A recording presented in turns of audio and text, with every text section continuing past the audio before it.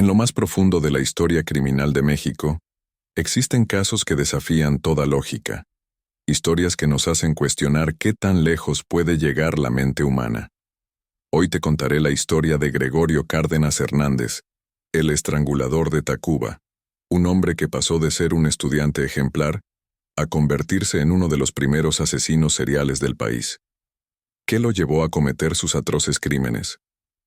Acompáñame a descubrirlo, y sean bienvenidos a Tras el Expediente.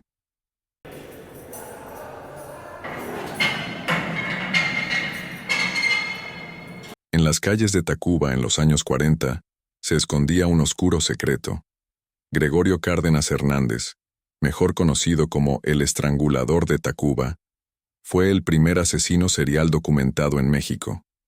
Su historia, marcada por la inteligencia y el horror, dejó una huella imborrable en la memoria colectiva del país y en la historia criminal que se contaría durante décadas.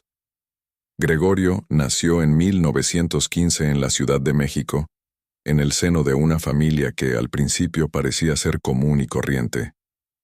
Desde joven, Cárdenas mostró una mente excepcional, destacándose por su capacidad para aprender y su interés en las ciencias.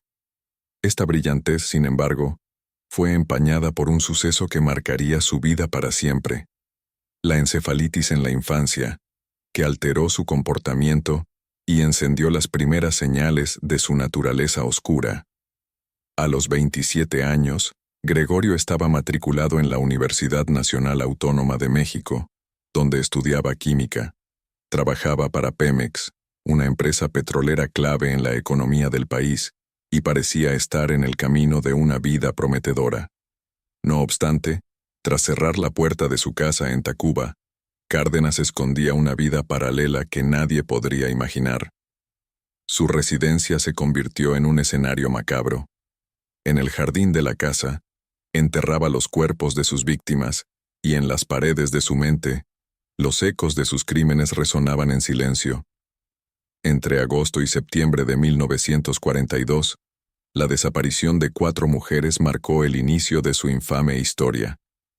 3 de ellas eran trabajadoras sexuales, cuyas muertes reflejaban una fría y calculada violencia, mientras que la cuarta, Graciela Arias, era su compañera de estudios, una joven que había rechazado su amor.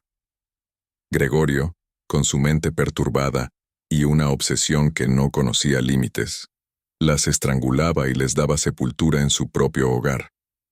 Testimonios y estudios sobre sus crímenes revelaron detalles perturbadores, como la necrofilia y experimentos químicos realizados con los cadáveres, una faceta aún más inquietante de su perfil.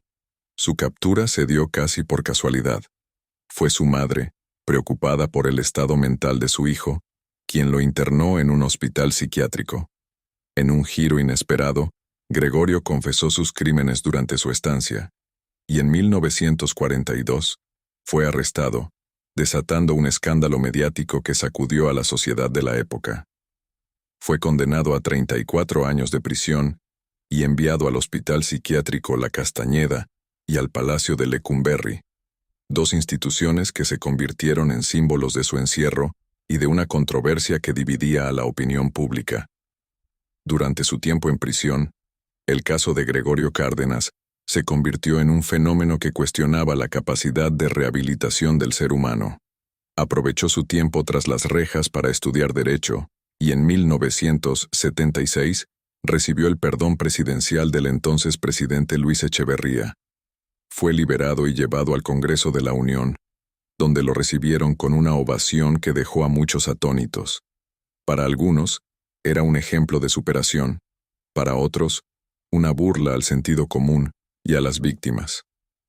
El resto de su vida fue una paradoja. Gregorio Cárdenas se mudó a Los Ángeles, California, donde trabajó como abogado y se mantuvo alejado del crimen. Murió en 1999, a los 85 años. Una figura que seguía dividiendo opiniones incluso en su muerte. ¿Fue una verdadera rehabilitación o una farsa? La respuesta sigue siendo incierta. La historia de Gregorio Cárdenas, el estrangulador de Tacuba, Es un relato inquietante que mezcla inteligencia, horror y controversia.